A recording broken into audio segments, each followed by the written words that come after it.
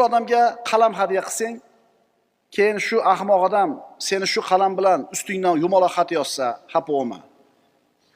Sen bergan shu qalam bilan seni masxara qilib bir she'r yozsa, haji yozsa, xafa bo'lma.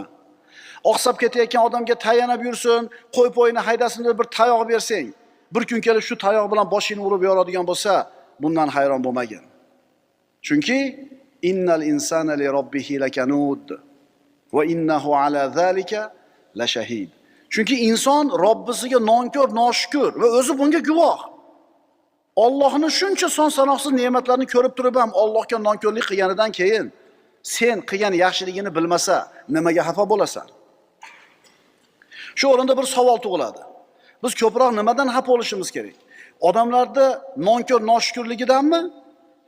Yoki odamlarda tabiatini bilmaganligimizdanmi? Qaysinisidan ko'proq xafa bo'lishimiz kerak? Ularning noshukurligidanmi